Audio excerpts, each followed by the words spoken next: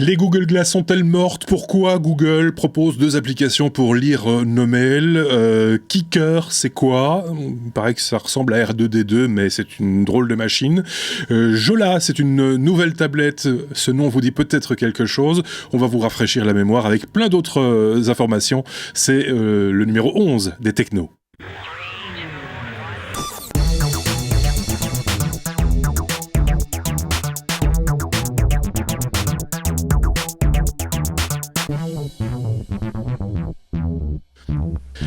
Et pour ce 11e numéro, on a avec nous David. Bonjour David.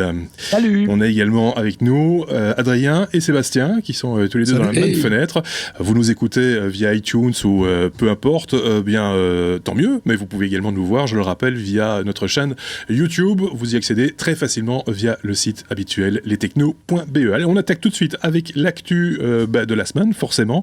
Elle commence comme chaque fois par la lettre A et par Apple. Sébastien, on parle de Windows 95 également, qui tourne maintenant sur iPhone. Qu'est-ce que c'est que cette histoire ? Alors, c'est l'histoire d'un petit chinois, en l'occurrence XYQ058775. Voilà, donc ça, c'est un petit chinois, qui décidait de s'emmerder. Et comme voilà, longue soirée d'hiver, il se dit allez, je vais essayer iDOS, donc truc qui fait un émulateur DOS ou sur appareil iOS. Et il se dit bah non, j'ai envie d'aller un petit peu plus loin que ce qu'on pouvait faire avec ça. Et donc il a décidé d'un petit peu tripatouiller. Il est sorti l'iDOS, il se dit mais j'ai envie d'installer un Windows sur mon iPhone. Et apparemment il avait beaucoup de temps parce qu'il y a réussi. Et donc il a réussi à avoir le premier iPhone qui tourne sur Windows 95. Voilà, ça n'a pas l'air très stable ni très efficace, mais c'était un exercice de style qui est assez amusant pour le signaler. Donc c'est pas la première fois qu'on met des émulateurs sur les téléphones, mais de faire tourner un Windows 95 sur un téléphone, j'avoue que je ne l'ai pas encore vu ni sur un Android, ni sur techniquement, toi qui es dans la partie, on va dire, techniquement on peut installer n'importe quoi sur n'importe quoi, ou à peu près, avec du talent et du temps. Bah, écoute, la base pour pouvoir faire un émulateur ici, c'est de refaire tout ce qui est CPU et etc. Donc si tu prends un VirtualBox, tu peux faire tourner potentiellement n'importe quoi sur une machine. Oui. Mais il faut le programmer, il faut reprogrammer toutes les instructions du processeur et gérer toi-même suivant la machine que tu as derrière. Donc c'est pas si évident. Il faut connaître toutes les informations, toutes les instructions du processeur, ce qui n'est pas toujours aussi facile si tu veux émuler une PS3. Ça a pris un certain temps. Adrien qui est dans la même fenêtre, justement, tiens, notre monsieur logiciel libre. Je vais pas parler de logiciel libre en l'occurrence ici, mais ça me rappelle en fait pas une prouesse, mais un utilisateur, d'ailleurs Microsoft eux-mêmes étaient étonnés.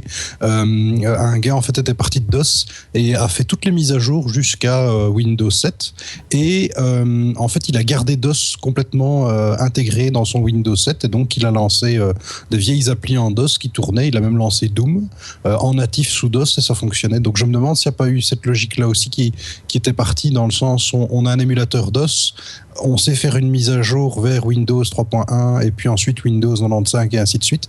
Et je pense, à mon avis, que techniquement, c'est là-dessus qu'il a joué pour pouvoir arriver à installer Windows 95 sur un Apple, quoi. Probablement, mais il n'a pas pu partir de iDOS qui, de base, donc l'appli qui permet de faire un émulateur DOS sur iPhone, ne fonctionne pas pour installer Windows 95. Enfin, quoi qu'il en soit, donc, c'est pas à la portée de tout le monde, hein, manifestement. Il faut être clair. Mais bon, comme tu le disais, pour l'exercice de style, pour la blague, pourquoi pas, finalement. On va se tourner du côté de chez David. David, Creacid lance Prism 3 pour Mac. Oui, donc Creacid d'abord, c'est une société belge, donc c'est pour ça que j'ai décidé d'en parler cette semaine. Et Prismo, c'est un logiciel d'OCR qui existe depuis pas mal d'années, qui a connu entre guillemets un deuxième souffle avec la version iOS, puisqu'ils ont eu la bonne idée de lancer une version iOS. Et donc ici, la version 4 d'iOS est sortie il y a quelques semaines maintenant, et ils viennent de mettre à jour la version 3 pour Mac. Donc la nouvelle version s'appelle version 3. Et donc, on a droit à l'interface spécifique pour Yosemite. On a droit à un handoff, et ça, l'idée est pas mal. Ça veut dire qu'on va pouvoir prendre des photos avec son iPhone ou avec son iPad et les retravailler quand on a un peu plus de travail de mise en page directement sur son Mac. Ils ont créé une extension OCR qui fonctionne depuis n'importe où dans macOS, et donc ça c'est vraiment une des grosses nouveautés, et une solution d'export pour tous les autres logiciels dont on pourrait avoir besoin. Donc ils ont pas mal travaillé. C'est une application qui est payante, on n'est pas dans le système d'application gratuite, mais pour les gens qui ont besoin de faire beaucoup de reconnaissance de caractères, c'est une des meilleures sur le marché. Elle revient à 44,99 €, et alors il y a un achat in-app, puisqu'on retrouve ça aussi maintenant dans le monde macOS, qui permet de faire des numérisations en lot et de faire des scripts d'export. Donc c'est une des spécificités de ce logiciel, c'est qu'on va pouvoir coder pour automatiser tout ce qui est scan et OCR. Donc voilà, c'est un super logiciel. Ils ont eu la bonne idée en plus pour les clients qui avaient déjà fait confiance à Creacid d'offrir la mise à jour de la version 2 à la version 3. Et pour le moment, ils offrent 20%, donc ça fait un prix de 35,99 €. Donc si les gens qui nous écoutent sont à la recherche d'un logiciel de qualité en OCR sous Mac, c'est Prismo qu'il faut choisir. Voilà, c'était le téléachat. Mais non, non, l'application est vraiment très chouette. Moi, je l'utilise pour plein de choses, principalement au niveau de ma facturation. Quand on reçoit des factures, de pouvoir les scanner, de pouvoir les éditer, ça permet de faire des PDF dans lesquels on peut lancer des recherches et des trucs comme ça. Et des faux aussi. Je rigole.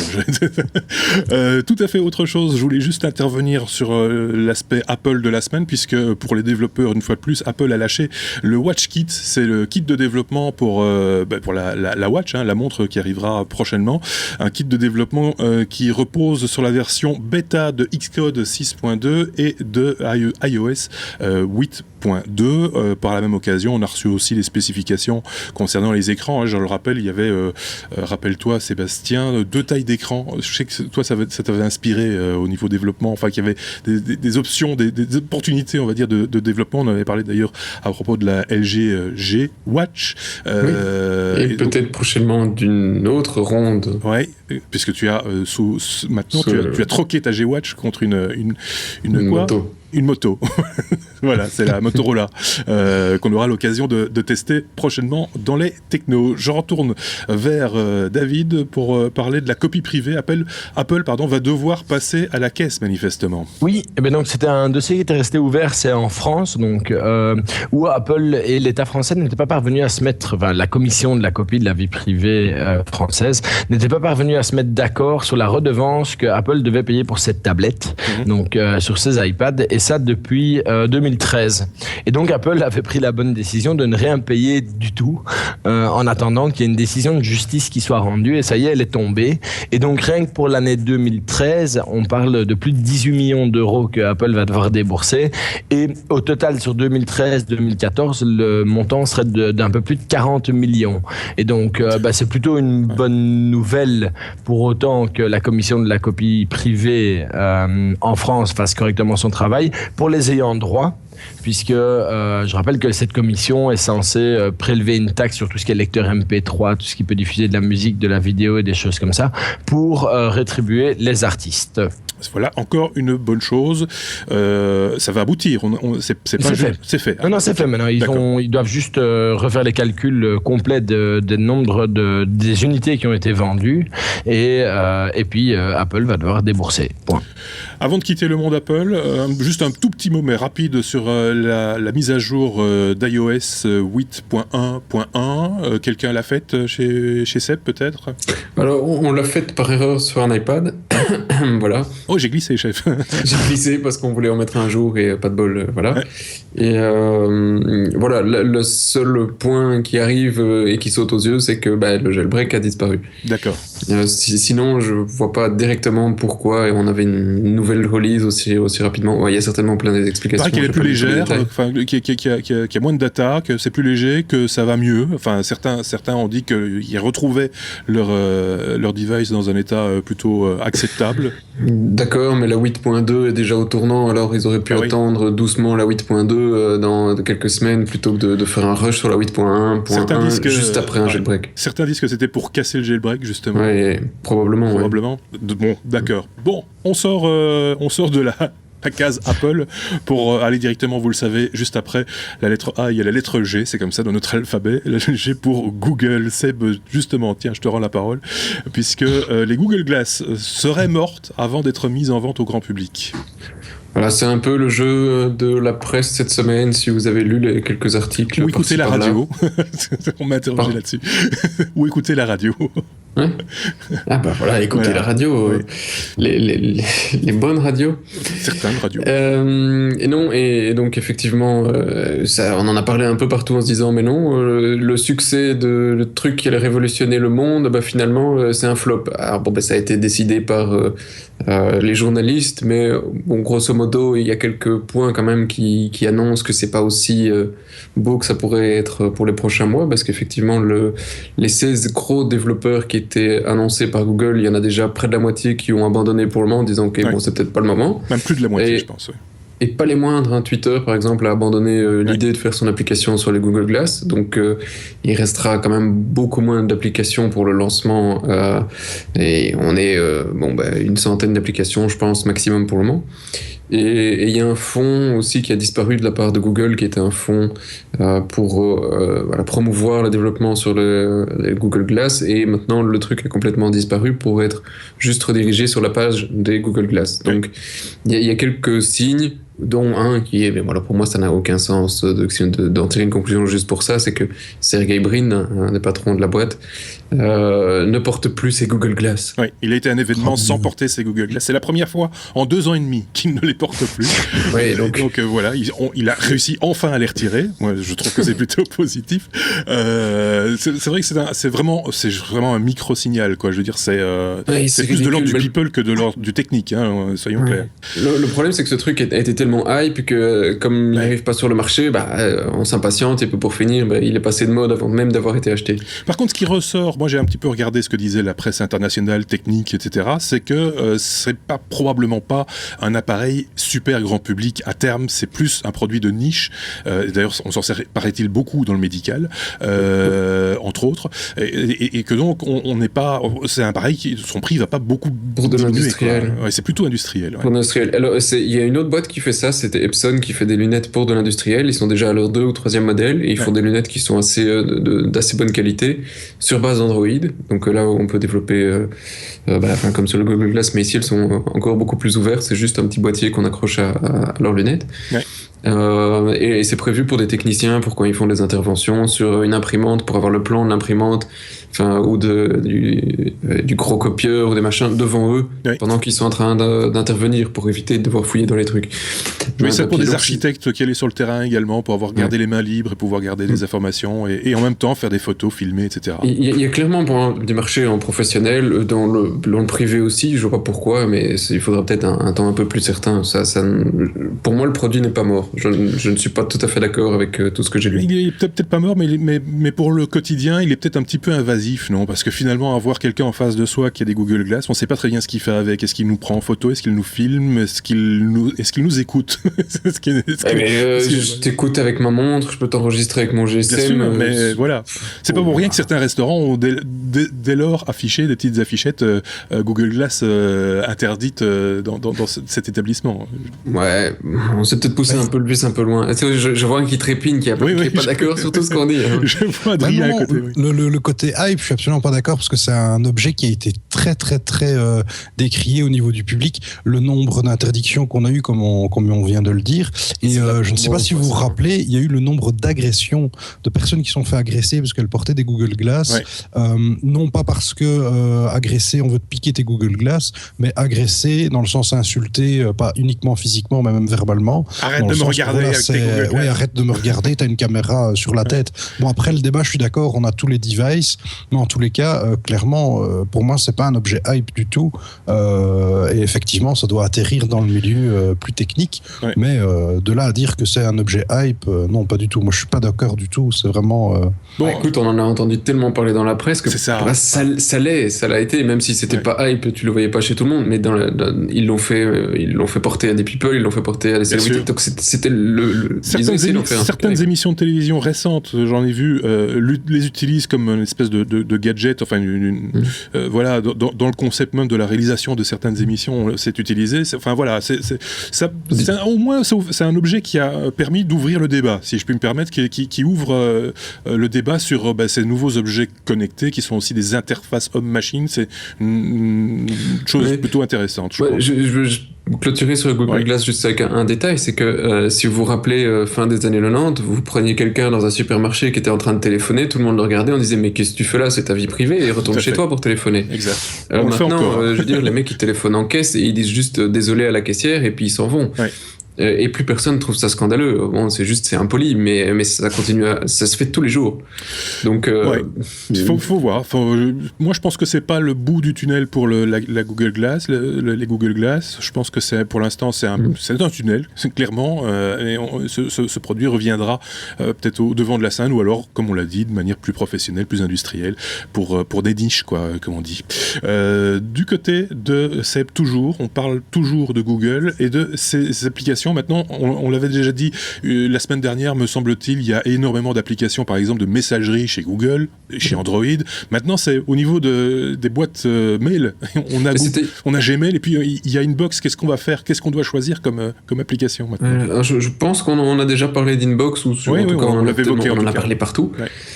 Ce qui m'a beaucoup amusé dans les articles que j'ai lus cette semaine, c'était sur le post-lancement d'Inbox. Pourquoi il y a deux applications d'email de la part de Google ? Parce qu'il y a Gmail et on pouvait justement commencer à rajouter les pop. Alors pourquoi est-ce que Inbox a débarqué ? Alors la genèse d'Inbox vient d'il y a quelques années, quand donc l'équipe de Gmail a commencé à travailler sur sa première application pour Android. Oui.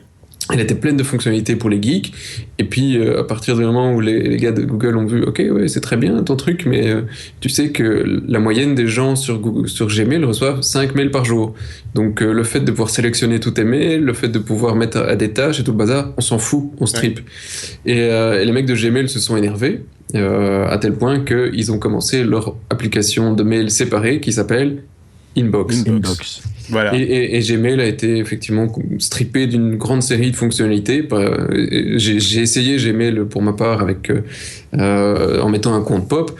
Je reçois aussi plusieurs centaines de mails par jour. Les ingénieurs qui ont écrit ça ils considèrent entre 4 et 500, et ils doivent répondre à quasi tous les mails ou s'assurer d'avoir lu tout ce qui s'était passé. J'en reçois énormément, et le fait de ne pas avoir un bouton Select All dans Gmail, j'ai supprimé l'application, je peux pas l'utiliser. Ben justement, y a quelqu'un dans l'équipe qui a pu tester cette application Inbox grâce à un de nos auditeurs d'ailleurs, hein, on fait bien de le signaler, David, oui. Qui s'est précipité en nous disant j'ai des invitations, qui n'en veut, et le premier à avoir dit moi j'en veux une, c'est David. Et donc David a eu l'occasion donc de tester Inbox et de pouvoir faire vraiment un test comparatif du coup entre Gmail et Inbox. Oui, et donc pour compléter peut-être un petit peu l'information de Seb, il faut savoir que Inbox a été créé suite à l'acquisition de Sparrow. Par Google. Et donc pourquoi est-ce qu'on en parle et on l'a tous vu pratiquement sur internet, c'est parce que Marat Redin a lancé une tribune qu'il a publiée sur TechCrunch, qui est un des sites de référence au niveau de l'actualité technologique, et donc effectivement il explique en long, en large et en travers qu'il a vraiment eu une levée de bouclier de la part de tout Google quand il a osé lancer Gmail. Et donc les deux développements sont faits en parallèle, ce qui nous donne Inbox maintenant, qui est disponible depuis peu, avec lequel moi j'ai joué. Ici, on va parler d'un test sur une dizaine de jours. Et donc Inbox m'a plu parce que ça renvoie tout mon côté geek. On a l'impression d'être tout le temps sous Google Note, qui comprend vraiment ce qu'on veut faire. Donc c'est vrai que c'est très très pratique parce qu'on peut gérer des rappels, on peut utiliser le fait l'autosuggestion. Donc il va essayer vraiment de nous comprendre en fonction de nos habitudes. Si on répond toujours les mêmes choses, tout va s'écrire entre guillemets à l'avance, toutes des choses qui n'existent pas sur Gmail. Mais j'avais fait l'update de Gmail en même temps sur mon smartphone et je dois dire que les deux ont des avantages et des inconvénients. Donc Inbox, c'est tellement parfois regroupé, classé pour nous qu'on peut passer à côté d'un mail. Alors quand c'est un mail publicitaire, on s'en fout.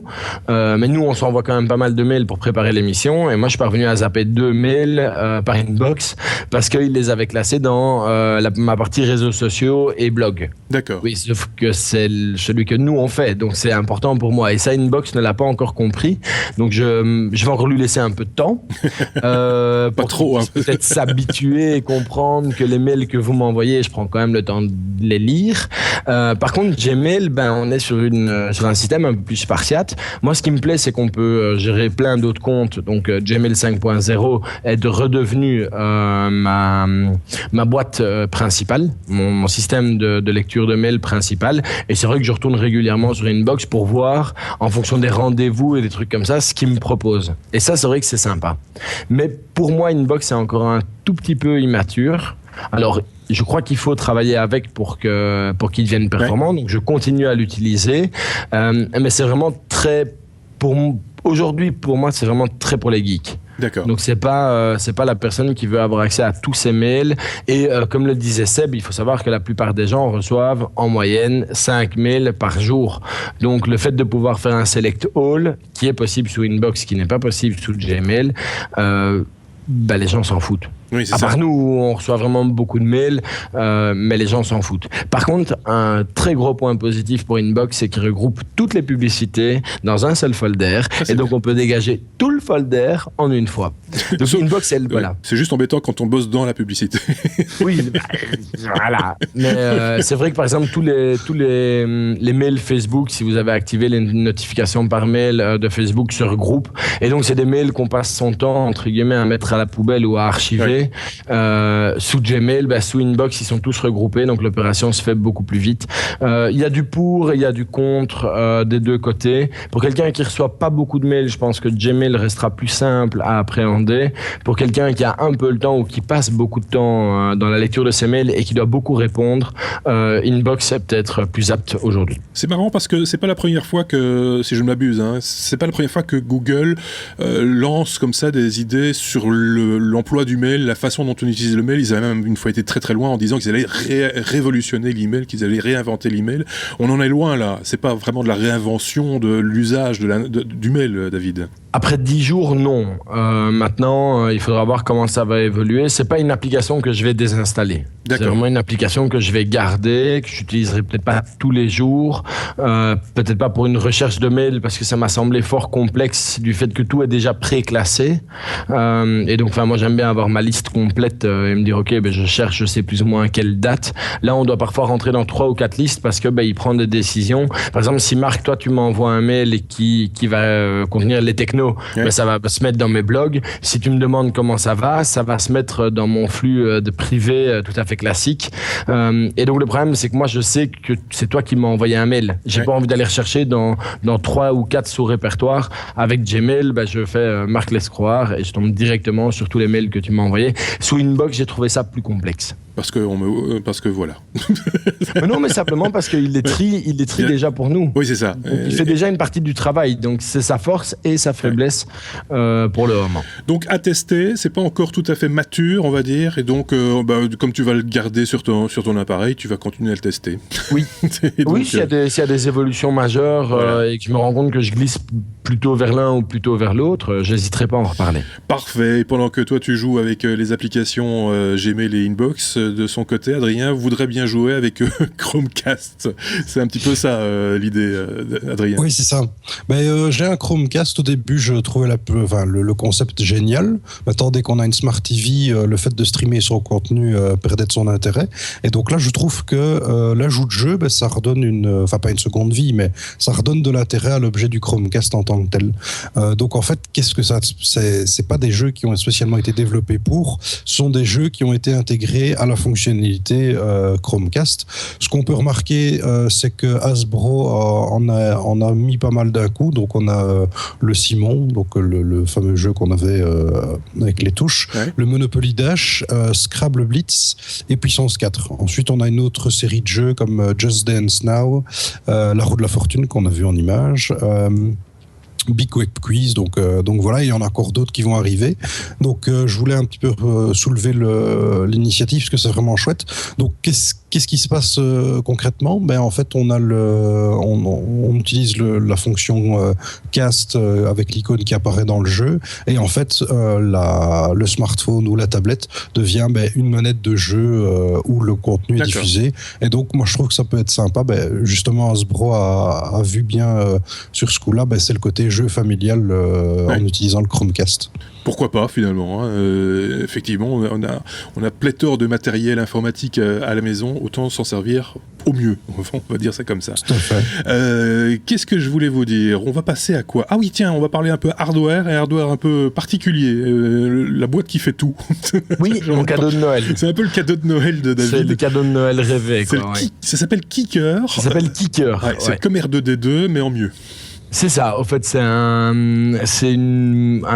comment expliquer ? C'est une petite boule sur roulette qui est bardée de technologie dans tous les sens, qui est très jolie, donc qui est appelée à se déplacer chez soi un peu comme un Roomba, les aspirateurs robots.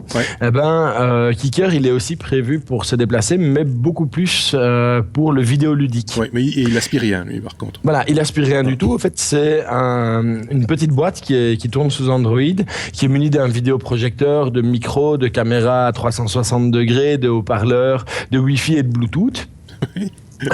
Qui peut se connecter à tout ce qu'on a déjà comme objet connecté, type téléphone, tablette, ordinateur, et qui est bardé en plus de ça de plein de capteurs, donc capteurs de température, capteurs de taux d'humidité, taux de CO2, de qualité de l'air, enfin un tas de trucs.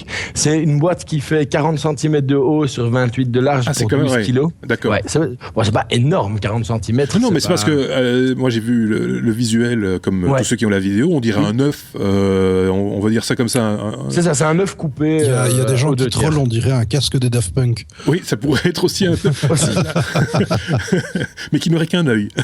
Oui, un seul œil. Donc c'est un petit peu, voilà, mais c'est quand même 40 cm de haut, ça fait quand même, c'est 40 cm de haut, quoi. Voilà. C'est ça, et donc ça fait 12 kilos, et en fait ça peut être utilisé pour tout le divertissement dans la maison, puisqu'il est muni d'un disque dur d'1 Tera, donc on va pouvoir lui mettre tous les films. Voilà, jusqu'à 1000 films. Donc il est équipé du vidéoprojecteur, donc c'est principalement ça, le côté un petit peu ludique. Mais à côté de ça, il va pouvoir faire de la surveillance aussi chez nous. Il va pouvoir nous prévenir d'une intrusion. On va pouvoir l'utiliser comme chaîne Wi-Fi mobile. Par exemple, barbecue, on est en hiver, c'est un peu plus chaud, mais en été, on a envie de faire un barbecue. Hop, le petit robot nous accompagne et hop, c'est parti. C'est lui qui s'occupe de la musique. Il peut se connecter à notre réseau local, donc si on a un NAS, c'est un complément idéal, quoi. Donc, il peut faire plein de choses. Toute la domotique. Sébastien, qui justement, tu le sais bien, est fan de domotique, trépigne d'impatience dans son coin. Je le vois lever la main. S'il avait pu lever 5 fois les 5 mains, il l'aurait fait. Quelle est ta question, mon bon ?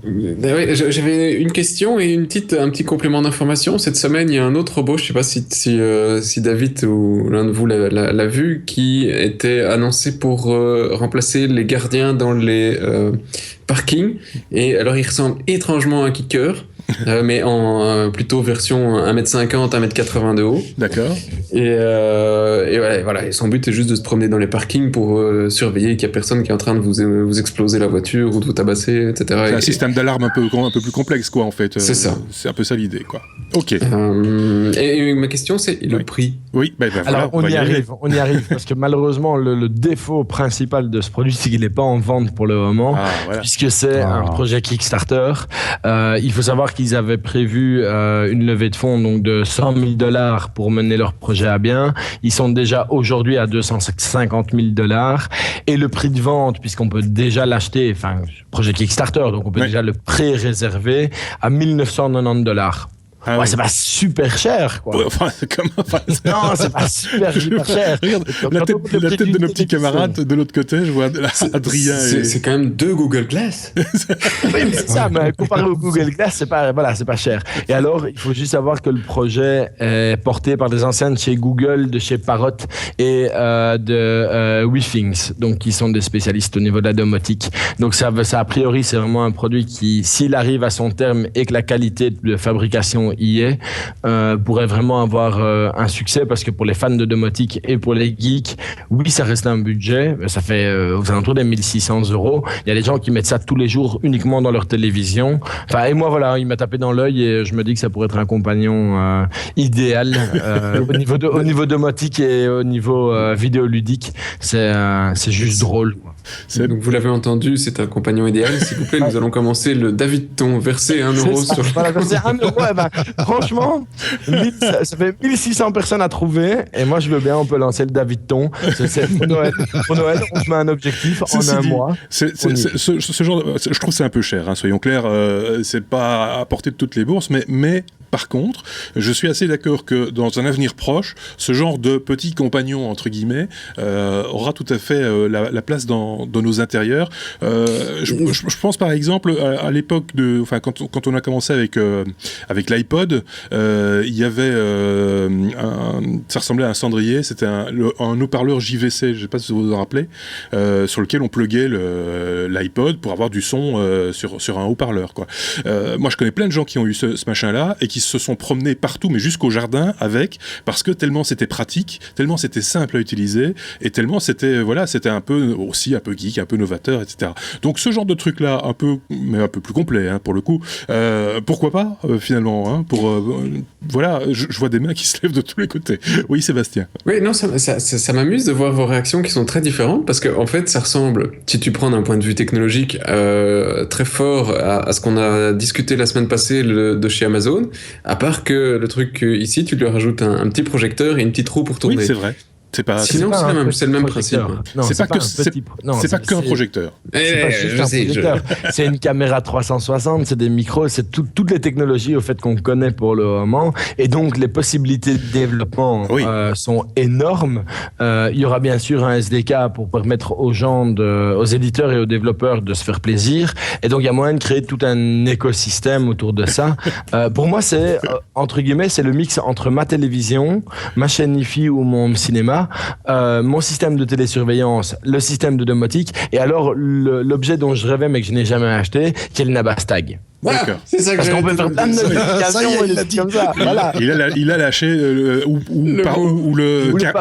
carotte dans sa deuxième version. Les deux sont tombés en faillite, hein, je le rappelle. Ils sont morts, c'est ça que je voulais dire. Ce truc était génial. Ils sont morts, ils ont tout fermé. Voilà, donc mais bon, ils étaient peut-être là un petit peu trop tôt à leur décharge. C'est toujours une histoire de forme en fait, ces technologies, le problème. Un lapin. Non, mais c'est pas le lapin en tant que tel. Je parle un peu, petit rappel sur l'histoire. L'iPad qui débarque, révolution, ça y est, les gens commencent à utiliser une tablette. Or que si on regarde dans l'histoire, Microsoft a proposé le produit. C'est juste une histoire de forme, c'était peut-être pas le bon moment, peut-être pas la bonne forme pour proposer question de marketing, produit. ça je suis d'accord. Oui, mais aussi de technologie, parce qu'il fallait aussi quelque chose d'accessible, de stable. Voilà, bon, c'est un peu plus que ça quand même. Donc ici, on attend de voir aussi ce qui va se développer, comme le disait David. Il faut attendre un petit peu ce que vont sortir les développeurs, qu'est-ce qu'ils vont bien pouvoir faire de ce bidule. C'est un peu ça l'idée, mais c'est prometteur parce que voilà, c'est effectivement, il y a plein de technologies. Ça devrait un petit peu baisser de prix à mon avis pour que ça rentre dans les foyers de monsieur et madame tout le monde, mais pourquoi pas finalement. On va pas casser tous les projets après les autres. Non, il faut pas. Surtout celui-là, j'y crois. Donc voilà, parce que sinon si on va par là, Adrien, on peut casser directement dans l'œuf, dans un autre œuf, ce projet de tablette. Qui nous vient... oui. Très belle transition. Mais oui. Voilà, disons-le tout de suite, c'est un truc dont on a parlé dans une autre vie, dans un autre podcast. Donc ça remonte à l'époque où un bon nombre de personnes se sont fait un petit peu virer, faut le dire, de ce qui s'appelait à l'époque Nokia. Oui, tout à fait. Donc les anciens, une partie de l'équipe Nokia est partie et a fondé Jola. Donc en fait, c'est un device. D'abord, pour l'histoire, c'est un téléphone qui est open source avec un nouveau système un système d'exploitation qui s'appelle Sailfish OS, qui n'est issu que de technologies open source et qui est aussi open source et qui est aussi compatible Android. Donc moi, j'avais fait le test à l'époque. J'avais testé le Jola, donc le téléphone en tant que tel, et donc aujourd'hui c'est la tablette Jola qui sort.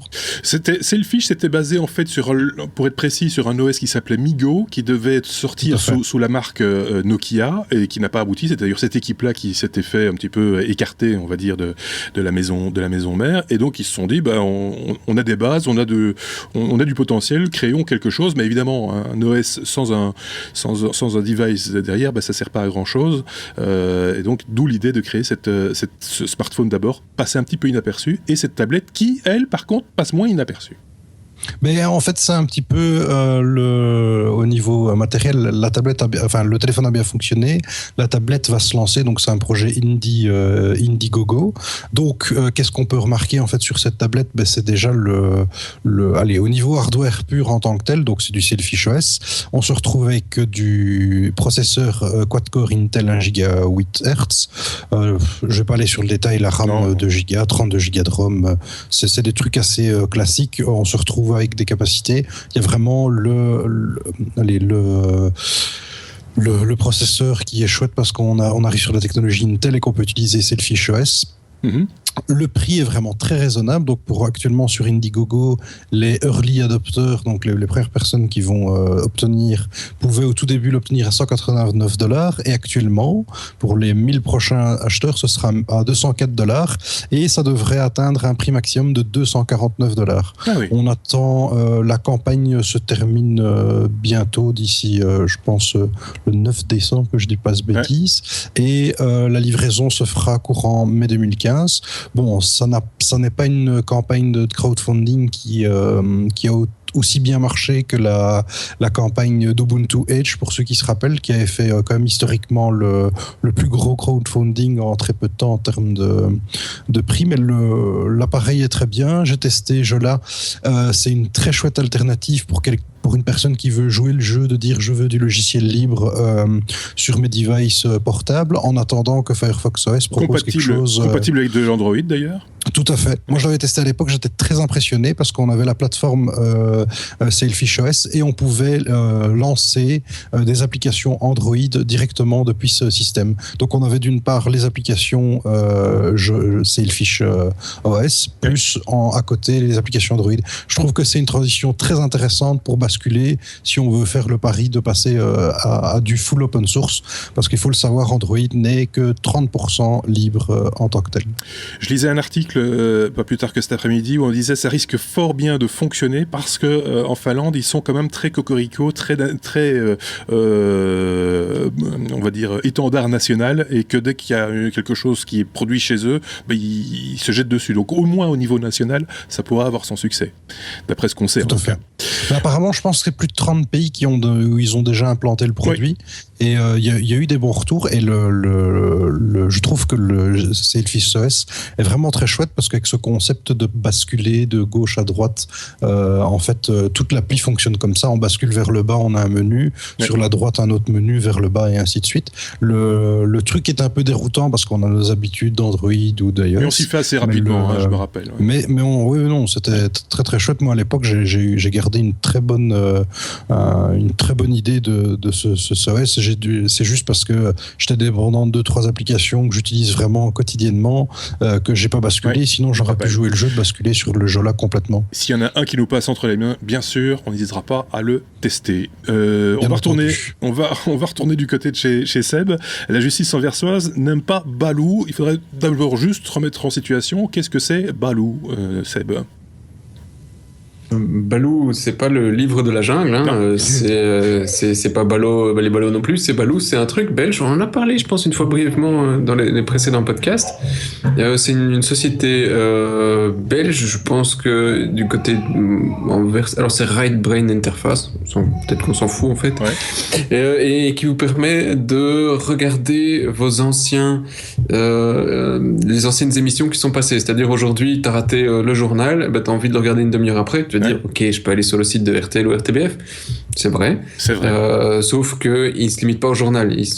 Tout ce qui est passé sur un nombre important de chaînes peut être revu pendant un temps assez long. Parce que l'avantage, c'est qu'ils enregistrent la même chose pour tout le monde et qu'après, en fait, suivant les droits que tu as, et pour ça, tu dois le prouver en donnant un abonnement, une copie de ton abonnement, une copie de facture par mail. Et ils disent, OK, tu auras droit à telle et telle chaîne. Voilà, ça c'était le principe du truc. Malheureusement, le tribunal du commerce, pas le commerce, je sais pas, c'est en tout cas la VRT a attaqué la société en justice à Anvers. Ils se sont fait condamner. Et donc, ils peuvent plus tout à fait fonctionner de la même manière. Ils essaient de trouver une solution. Je ne sais pas ce qu'ils vont en trouver, mais ça s'annonce pas très bon. C'est pas évident, ce genre de choses, parce que effectivement, il y a la question des droits audiovisuels, c'est-à-dire que les chaînes de télévision payent des droits pour diffuser certaines émissions, des films, des émissions, etc. Mais pour une seule diffusion et pas pour une rediffusion ou pour un enregistrement. Donc forcément, il faut bien que quelqu'un s'acquitte des droits à un moment donné, et si eux ne le font pas, si personne ne le fait, il faut bien que ce rediffuseur, entre guillemets, paye un peu les pots cassés, quoi. Enfin, c'est un peu ça. Je trouve ça dommage, parce que sur le principe, moi je suis un consommateur de télévision de base, et j'ai payé pour mon accès sur un Belgacom TV, sur un VOO numéricable, que sais-je. Et si j'enregistre toutes les chaînes, je pourrais tous les regarder comme je veux. Donc moi, ça s'apparente plus à de la copie privée, sauf que c'est quelqu'un d'autre qui l'enregistre pour moi sur un décodeur sur lequel j'aurai accès. Et c'est ce point sur lequel ils essayaient de jouer en te demandant la confirmation via une copie de ton abonnement pour te dire ok, t'as droit à tel ou tel bouquet. Je pense qu'ils sont sur un limite question faille sur un point. Voilà, le tribunal a tranché une première fois que c'est perdu. Là, pour le coup, c'est perdu. Peut-être que dans l'avenir, il y aura d'autres possibilités, des arrangements éventuellement possibles. Il y a, je pense que c'est Belgacom, enfin Proximus maintenant, qui propose le replay sur leur service de télévision. Et là aussi, si tu regardes bien, il y a certaines émissions qui ne sont pas disponibles en replay pour des raisons de droit. Mais il y a accord avec les chaînes de télévision pour bloquer éventuellement, s'il est nécessaire, certains programmes. Donc c'est un vaste débat, c'est assez compliqué, je suis assez d'accord avec toi, hein, ça relève aussi quelque part de la copie privée, mais ça va tellement beaucoup plus loin que ça devient très vite indigeste à gérer, on va dire, à appréhender. Pour monsieur tout le monde, moi je considère que ça ressemble à la copie privée. Tu comprends pas en tant que consommateur que RTL ou TF1 ou que sais-je ait payé des licences pour rediffuser le foot uniquement en direct et qu'ils n'aient pas le droit de le repasser. C'est pas aussi évident à comprendre. Quand tu regardes la télé, tu zappes. Je réfléchis peut-être un peu à voix haute. Il y a aussi d'autres circonstances dans lesquelles ce type de rattrapage, de télévision de rattrapage peut poser problème si ce n'est pas sous le contrôle de la chaîne elle-même. C'est pour des raisons de litige. Par exemple, si un reportage est diffusé et met en évidence quelqu'un à tort, par exemple, il faut avoir une possibilité de rétractation, et si c'est pas la chaîne qui le rediffuse, elle n'a plus cette possibilité de rétractation. Donc, ou alors il faut faire le replay du futur. Tu vois le replay sur oui, c'est ça. C'est bientôt. Vous ne pourrez pas la revoir. Voilà, dommage. Voilà, oui. Dans les autres morts, il y en a d'autres. Cette semaine, c'était pour poursuivre dans les morts de la rubrique nécrologique. La rubrique nécrologique. Comme par exemple Netflix, pour rester dans l'audiovisuel, qui coupe son API. Oui, voilà, c'est un truc, c'est dramatiquement stupide, et voilà, donc l'API, pour ceux qui ne sont pas programmeurs à la base, c'est des fonctions que un programmeur dispose pour pouvoir aller attaquer une plateforme et dire, attaquer gentiment avec du code, on s'entend, et faire des appels pour demander par exemple à Netflix qu'est-ce qu'il y a comme épisode qui est disponible de House of Cards ou je sais pas quoi, etc. Et donc qu'est-ce qui ressemble à ça, et donc à chaque fois on appelle une fonction, on peut avoir des informations sur tel épisode, quelle durée était l'épisode, etc., etc. Donc ça dépend de ce qu'ils ont comme fonctionnalité. Et apparemment déjà leur API de base n'était pas très bonne, elle a été pas mal critiquée. Et ici, c'est la deuxième fois de leur histoire, ils ont décidé qu'ils retiraient complètement l'API publique, donc tout a disparu du jour au lendemain. Et la plupart des développeurs qui avaient proposé des applications sur Android ou autres en disant ouais c'est génial, on va pouvoir avoir des infos sur votre compte Netflix, et ben tout ça a disparu du jour au lendemain. Ces pauvres gars ont des applis qui sont mortes. Il y a juste qu'une poignée d'applications qui sont sélectionnées par Netflix qui continuent à avoir accès. Pour le reste c'est Boyton. D'accord. Donc voilà, c'est pas après les mauvais échos des dernières semaines, c'est pas forcément la bonne chose à faire. Effectivement. On va terminer avec toi, Seb. Enfin, une partie en tout cas de ces sujets. Mozilla qui signe avec Yahoo, à quel niveau, quel sujet ? Alors, il y en a certainement un autre qui va ouvrir de grands yeux, qui va vouloir réagir là-dessus aussi. C'est bien ce qu'il est dans la même fenêtre, donc c'est parfait. Voilà. Donc, effectivement, j'ai lu ça ces derniers jours, c'était hier, on va dire, et c'était assez... ça m'a étonné. Donc, effectivement, Mozilla avait signé un deal avant avec Google pour le mettre moteur par défaut quand vous faites une recherche en haut à droite. Donc, Mozilla gagne un petit peu de sous là-dessus. Et eh bien, c'est fini. Maintenant, ce sera Yahoo. Ils ont signé avec Marissa pour, si je ne m'abuse, les 5 prochaines années. Et donc voilà. Alors, il y a eu 2-3 autres bricoles en même temps sur Firefox. Je suis curieux d'entendre d'ailleurs l'avis d'Adrien là-dessus.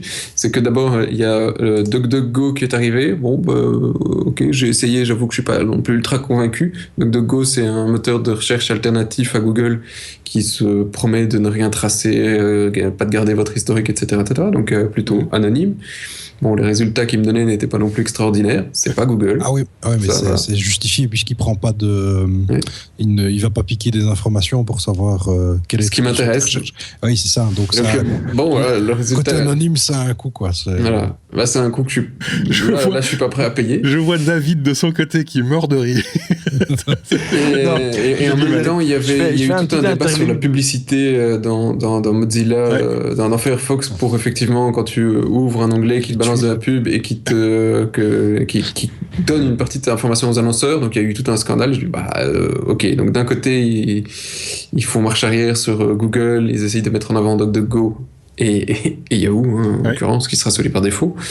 Et puis en même temps ils font un coup assez étrange avec la publicité. Donc je sais pas. Je vais jouer les aiguilleurs parce que Adrien, je te sens trépigner, mais patience. Je vais d'abord donner la parole à David qui a été coupé un peu à la hache au moment où il se lançait, donc je voulais avoir son opinion. Non mais écoute, je vérifiais parce qu'il me semblait bien que j'avais vu en faisant l'update de Yosemite que DuckDuckGo est aussi présent dans Safari maintenant, et donc je crois que je l'ai utilisé 4 minutes en tout et pour tout, parce que effectivement quand on est habitué à la puissance de Google, et on doit accepter aussi que pour pouvoir obtenir des bons résultats, il doit avoir un petit peu l'habitude. Donc, il doit prendre des informations sur nous. C'est quand moi, je fais une recherche sur Google, c'est même plus sur Internet, c'est sur Google directement.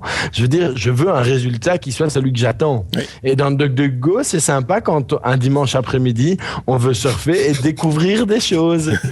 À l'ancienne, quand on a besoin d'une actu, qu'on a besoin d'une information, je suis désolé, c'est malheureusement pas fiable. D'accord. Adrien, je passe la parole à la défense. Adrien. Déjà fiable, faut déjà rentrer dans tout le débat de la vie privée. Enfin, on va pas rentrer dans un débat sinon l'épisode va durer encore plus longtemps. Donc, allez, oui, fiable, pas fiable, je pense qu'il faut aussi prendre l'argument vie privée qui est important. Alors, en général, l'actu, Mozilla, c'est pas évident parce qu'il y a l'aspect communautaire qui joue pas mal. Justement, j'ai vraiment pas fait exprès, j'ai mon t-shirt Firefox, puis je fais partie de la communauté Mozilla aussi. C'est pas évident parce que c'est une fondation qui ne fonctionne pas avec un système de bénéfices, donc c'est une grande partie des sous qui ont été injectés par des sociétés privées. Il faut savoir que le premier grand actionnaire à la base de Mozilla, ça reste Google pendant des années et des années. Et donc, effectivement, c'est un changement historique assez important de voir qu'effectivement, on a la présence de Yahoo à la place de Google. Est-ce que ça donne les prémices d'un choix stratégique que effectivement Google stopperait les investissements qui sont très très importants, il faut le rappeler, puisque maintenant ils ont leur propre navigateur, ça aussi c'est à discuter. Et donc c'est jamais évident. Il faut savoir que par exemple sur le projet Debian, il y a aussi toute une discussion sur le problème que par exemple ce joli petit logo, il est sous droit d'auteur et donc il ne respecte pas la philosophie du libre. Et donc ce qui pose souci. Et donc par exemple la fondation Mozilla, pour respecter ce choix décisionnel dans toute une série de distribution Linux, dont Debian, qui est quand même une très importante, il redéveloppe enfin, c'est pas qu'il redéveloppe des fonctionnalités, mais il réinjecte la même version de Firefox pour Debian ou d'autres distributions Linux, mais sans le logo qui est propriétaire. Et donc, ça s'appelle Iceweasel à la place de Firefox. Je me permets de préciser que le logo que tu nous as indiqué, puisque tout le monde n'a pas l'image, c'est le logo de Firefox, le fameux petit renard. Tout à fait, oui. Et sur Debian, pour ceux qui ne connaissent pas, ils mettent un petit E bleu. Non. Oui. C'est la journée du troll. Donc, donc c'est Iceweasel et IceDove, les versions libres. Enfin, c'est juste une histoire de logos qui ont été intégrés, quoi. Donc c'est vraiment pas évident parce que c'est des fois de vue extérieure, c'est difficile à comprendre, mais c'est très complexe à gérer. C'est difficile à comprendre et ça peut, excuse-moi, mais c'est difficile à comprendre et vu de l'extérieur, effectivement, ça peut même friser des fois le ridicule, en tout cas avec.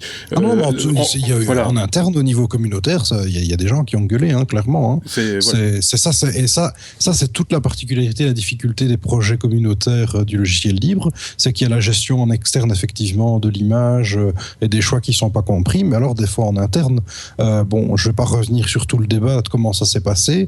Par exemple, la scission qui a donné lieu à LibreOffice d'un côté et OpenOffice. Or qu'aujourd'hui, le fait qu'il y ait deux projets, si on regarde dans les détails, ça n'a quasi plus de sens, quoi.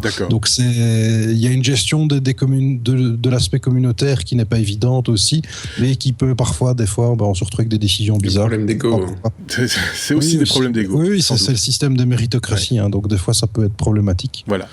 Qu'est-ce que tu penses sur la publicité, si je juste me permettre? Moi, titre personnel, je trouve qu'il y a un gros souci par rapport à la fondation, puisque la fondation Mozilla, à la base, se bat pour un Internet neutre et libre. Donc, c'est le projet de la fondation Mozilla. Donc, je vois pas trop. J'ai pas eu l'occasion d'aller comprendre pourquoi il y a eu cette décision en tant que telle, parce que j'ai pas eu l'occasion de retourner à la communauté, façon de parler. Mais moi, à titre personnel, je trouve qu'il y a un problème. Ça ne colle pas du tout au projet Mozilla. Maintenant, il faut voir peut-être les fonds de l'association. Peut-être que c'est vraiment en difficulté et que des fois, il faut dire tant pis sur certains points éthiques, sinon le projet disparaît, quoi. Donc là, je fais que des hypothèses. C'est un vaste sujet. Ça, il me semble qu'on l'a tous bien compris. Ça mériterait éventuellement qu'un jour on se mette autour de la table avec Adrien, mais avec aussi d'autres acteurs peut-être du logiciel libre et pas libre, pour éventuellement en débattre, parce que ça me semble assez intéressant et ça mériterait certaines mises au point. On va terminer avec toi justement, Adrien. Vite fait, bien fait. Pour ceux qui d'aventure se seraient justement aventurés à pirater Far Cry 4, Ubisoft aurait, semble-t-il, un moyen de vous retrouver. Oui, c'est ça. Donc moi, la news, je la trouvais amusante. Donc c'est pas pour lancer le débat du piratage en tant que tel. C'est juste que l'équipe d'Ubisoft Montréal, en fait, a eu l'idée. Donc vous voyez l'image, là, elle est toute déformée. En fait, c'est Ubisoft qui a calculé le coût que la version piratée, enfin pas piratée, mais la première partie du jeu Far Cry 4 qui est distribué, en fait, n'a pas un bug, mais une fonctionnalité en moins, qui est la non-possibilité de paramétrer le field of view, donc le point de vue. Et donc, on se retrouve avec une image déformée. Alors, c'était génial, puisque plein de gens sont venus se plaindre sur différents forums, même sur les forums officiels de chez Ubisoft, comme quoi il y avait un problème sur Far Cry 4. On ne sait pas paramétrer le point de vue, et donc on a ce fameux bug d'image déformée. Et puis ensuite, quelques jours plus tard, en fait, au moment de la sortie officielle, un patch Day One est sorti qui corrige automatiquement ce problème-là. Et donc, on a un des membres de l'équipe de développement qui a gloussé et qui a envoyé un petit tweet en disant écoutez, si vous vous plaignez de ce problème, c'est que votre jeu est piraté. Donc, c'était juste pour le côté amusant de la chose. Que des fois aussi, ils trouvent des moyens ingénieux de, je sais pas dire que contrer le piratage, mais en tous les cas de bien troller les gens qui piratent. On a déjà eu cette initiative avec Maxis qui a fait ça pour les Sims, et c'était le système pour censurer en fait les Sims quand ils étaient tout nus qui commençaient à planter, et en fait on avait toute l'image qui était censurée et pixelisée. Donc c'est ça pour les jeux qui étaient piratés. Voilà, donc ça c'était la petite actu amusante. Allez, pour vite terminer ce numéro 11 des technos, on va parler d'un train qui roule, qui file, parce qu'il ne roule pas, c'est important de le préciser, qui file à 500 km/h. Ça se passe au Japon, Adrien. Voilà, c'est une petite actu technologique géniale, je trouve. Donc le futur, c'est maintenant. On a enfin un train qui se déplace avec un système de lévitation magnétique. C'est super parce qu'en fait on a atteint la vitesse grâce à ça de 500 km/h. Donc on a eu le premier test qui a été fait. Donc c'est la compagnie des trains du Japon, des chemins de fer japonais qui a fait ça. Et donc ils ont fait le premier test public. Ils sont montés à 500 km/h. Donc comme il n'y a pas de friction, le wagon peut aller beaucoup plus vite. Et donc ce record mondial a été établi. Et la longueur de la ligne, parce que c'est sur une ligne, on imagine que c'est plutôt un prototype, donc. Oui, c'est un prototype, et par contre, l'objectif en fait, donc ça c'était vraiment un test.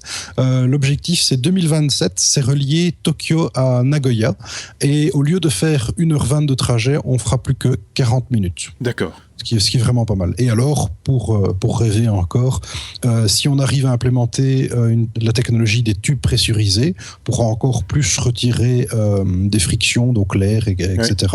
On pourrait hypothétiquement atteindre les 4000 km/h. D'accord. Donc ça ferait Paris-New York en 40 minutes. C'est pas mal. C'est ça. Avec une accélération où tout le monde meurt. C'est ça. Donc il faut encore dans les premières secondes trouver le juste milieu. C'est ça, c'est un peu ça l'idée. On va clôturer là. Merci beaucoup Adrien, merci Sébastien d'avoir participé à ce 11e numéro. Merci également à David. On va se retrouver bien vite avec bien entendu nos tests. Vous le savez, on va retrouver Marc dans le courant de la semaine avec un test, la Kindle Voyage si je ne m'abuse, ou autre chose. On a d'autres tests en magasin. On a tout ça pour vous sur notre chaîne YouTube, bien sûr, sur notre site internet lestechno.be. Passez une très très bonne semaine. À très bientôt. Au revoir.